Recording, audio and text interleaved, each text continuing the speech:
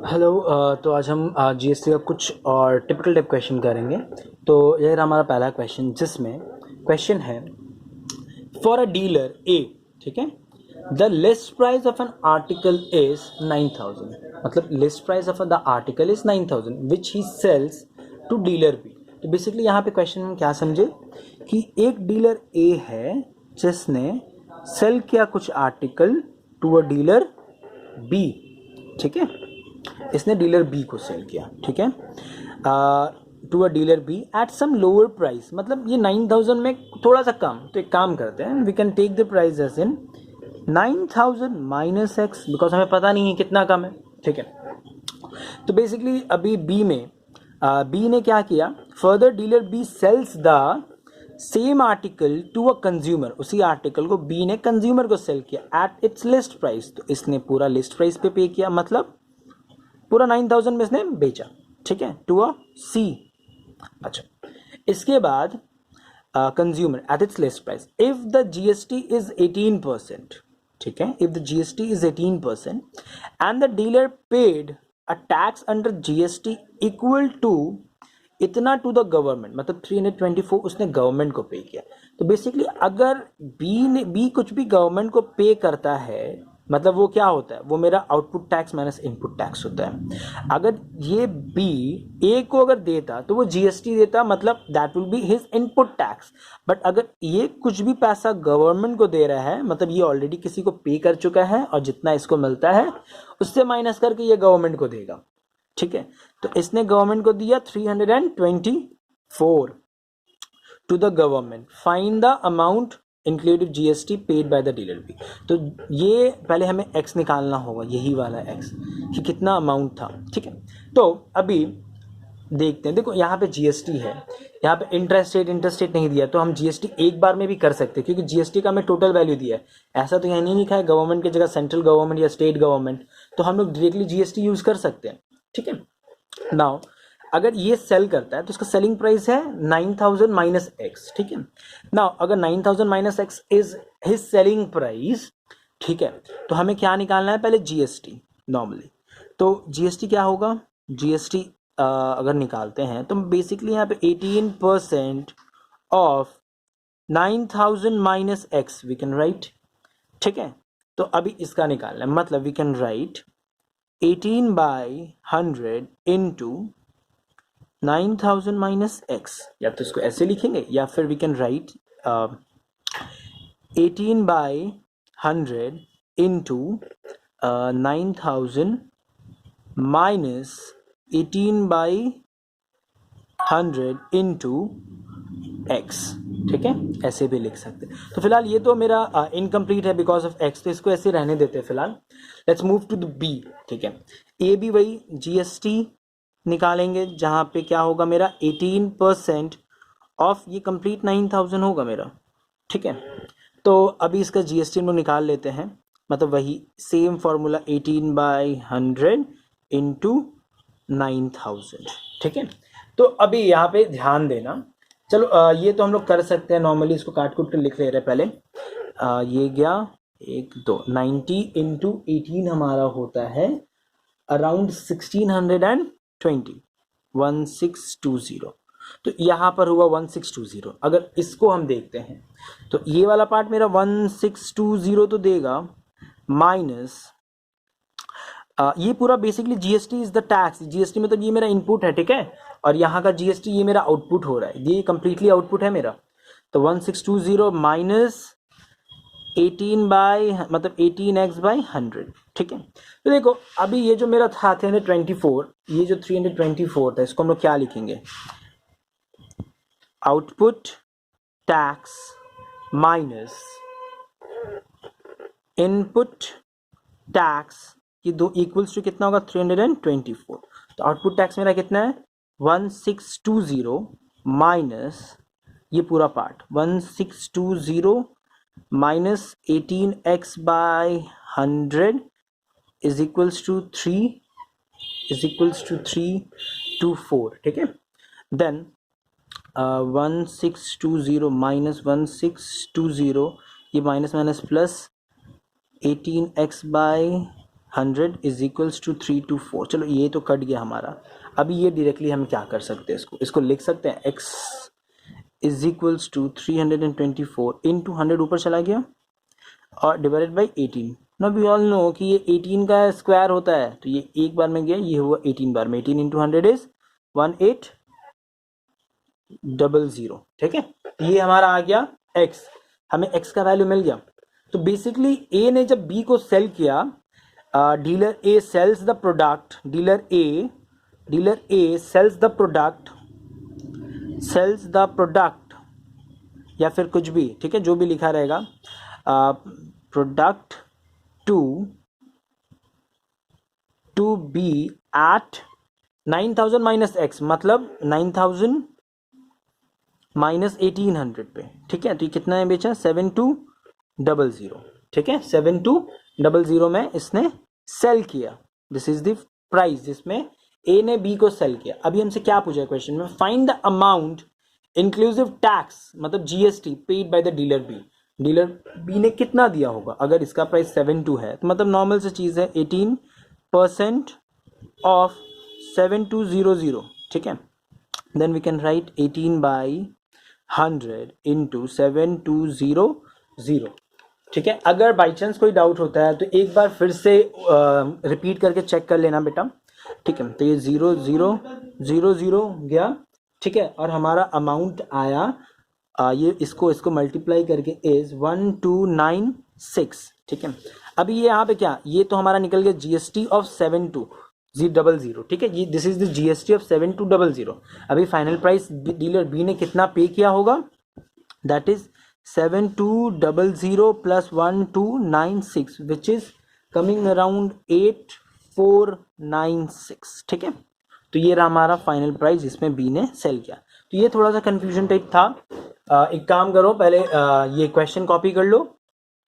ठीक है, उसके बाद ये रहा हमारा solution, this copy the solution एक बार बेटा।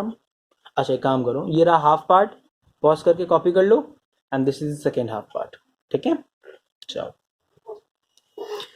Now let's move to the next question. तो ये रहा दूसरा क्वेश्चन, जिसमें क्वेश्चन है कि the marked price of an article is 6000। ठीक है, the wholesaler sells it to a dealer, wholesaler ने डीलर को सेल किया एट 20% डिस्काउंट। ठीक है, the dealer further sells the article to a consumer या फिर कस्टमर, ठीक है, एट अ डिस्काउंट ऑफ 10%। ठीक है, इस बार उसने कितना 10% डिस्काउंट में दिया, वो भी किसका, discount of 10% on marked price if GST is 18%। ठीक है, find the amount of tax paid by the dealer to the government. देखो अब यहाँ पे 3 आदमी हैं। ठीक है, पहला चीज क्या है, एक हमारा होलसेलर। ठीक है, पहला आदमी है इस बीच में हमारा होलसेलर।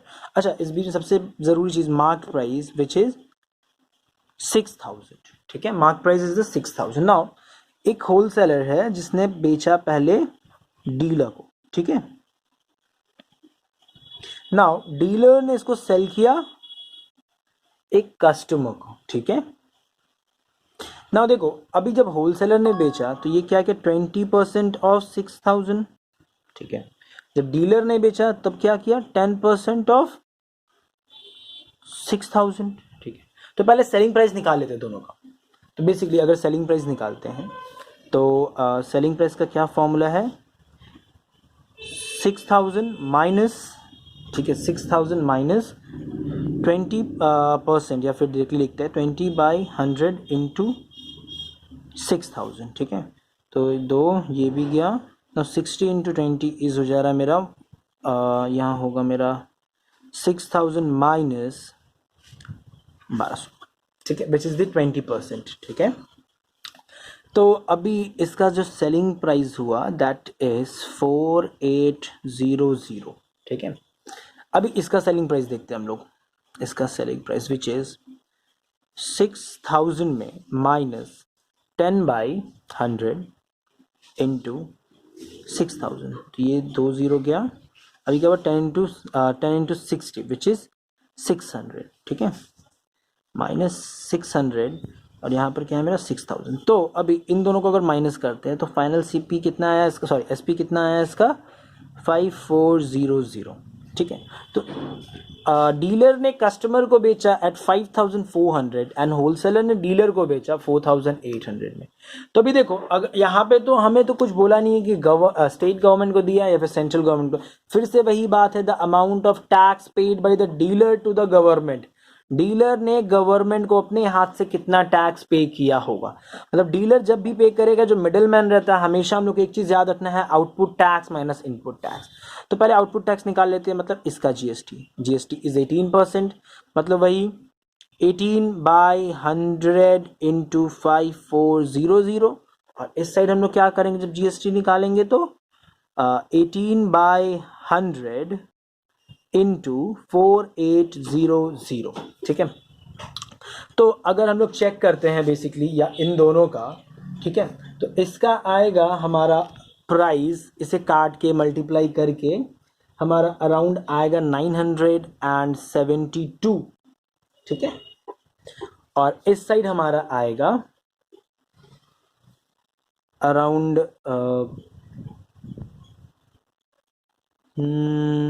एक मिनट में चेक, ये आ रहा है हमारा 864, ठीक है। 48 इंटू 18, एक दो कन्फर्म, 864, ठीक है। तो देखो अभी हमारा आउटपुट टैक्स मिल गया, हमें इनपुट टैक्स मिल गया, ठीक है। तो for dealer to the government लिखेंगे हम, डीलर टू द गवर्नमेंट, ठीक है। डीलर जब गवर्नमेंट को पे कर रहा है तो बेसिकली क्या होगा, output tax minus input tax, ठीक है। तो 972 minus output tax minus input tax, output tax minus input tax, 972 minus 864, ठीक है। तो इसका भी टैक्स हमें पता था और ये भी टैक्स हमें पता था, इन दोनों को माइनस करेंगे तो हमारा आंसर आएगा 108, ठीक है। तो ये जो अमाउंट ऑफ टैक्स था इसने पे किया था डीलर ने गवर्नमेंट को। अगर सपोज इसी क्वेश्चन में हमें मिलता है, ठीक है, कि the amount of tax paid by the dealer to the state government, तब एसजीएसटी और सीजीएसटी हम अलग अलग निकालते, एसजीएसटी और सीजीएसटी हम अलग अलग निकालते, दोनों को निकालते। सिर्फ स्टेट गवर्नमेंट अगर लिखा, यहाँ पे सपोज स्टेट या सेंट्रल गवर्नमेंट अगर मेंशन किया रहता तो सिर्फ, अगर सपोज स्टेट गवर्नमेंट लिखा रहता तो यहाँ का स्टेट एसजीएसटी और यहाँ का एसजीएसटी को दोनों को हम कंपेयर करते। सेंट्रल गवर्नमेंट लिखा रहता है तो सेंट्रल गवर्नमेंट का सीजीएसटी और यहाँ का सीजीएसटी दोनों को माइनस करके हमारा आंसर आता, ठीक है। तो ये चीज़ ध्यान दीजिएगा क्वेश्चन में क्या है क्या नहीं है, ठीक है। तो बेसिकली इस टाइप का क्वेश्चन आना है, ठीक है, जहाँ पर हमें थोड़ा सा कंफ्यूजन मिलेगा।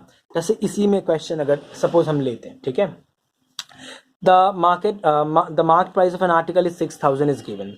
The wholesaler sells it to the 20% discount to the dealer. Further sells the article to a consumer. तो डीलर ने कंज्यूमर को जब बेचा, यहाँ पे लिखा है discount of 10% of an market price, या फिर सपोज अगर मेंशन रहता the price at which dealer buys the article, उसका 10% अबव में बेचा, ठीक है। तो उस टाइप का क्वेश्चन हो सकता है। तो क्वेश्चन है, बस एक बार ध्यान देना बेटा कि कहाँ पे हमें क्या पूछा है क्या नहीं, उसके बाद ये चार्ट बनाओ, क्योंकि ये चार्ट बना के करोगे तो ज़्यादा इजी रहेगा, ठीक है। अगर बेसिकली इस टाइप से जाते हो तो यहाँ पे क्या है, हमें पता है कि दिस पार्ट, ये एक साइड है जहाँ पे डीलर और होलसेलर डील कर रहा है, ये एक पार्ट है जहाँ पे डीलर और कस्टमर डील कर रहा है, या फिर कोई भी अगर तीन आदमी रहता है, डीलर ए, डीलर बी और यहाँ पे कंज्यूमर या फिर मैन्युफैक्चरर, डीलर और या फिर मैन्युफैक्चरर, शॉपकीपर और कंज्यूमर, तो उस हिसाब से हमें डील करना है, ठीक है। अभी यहाँ पे फिलहाल हम लोग अभी इंटर स्टेट किए हैं ना, इन नेक्स्ट वीडियो हम लोग क्या करेंगे, कुछ इंट्रा स्टेट का हम लोग सम्स करेंगे, ठीक है। तो पहले क्या करो, ये रहा क्वेश्चन, एक बार कॉपी कर लो, ठीक है। अगर कुछ समझ में नहीं आता है एक बार रिपीट कर लेना क्वेश्चन, सॉरी वीडियो के एक बार पीछे जाके दोबारा एक बार ट्राई कर सकते हो। और ये रहा हमारा सोल्यूशन, ये भी कॉपी कर लो, क्वेश्चन हो गया, सोल्यूशन हो गया, ठीक है। चलो, थैंक यू।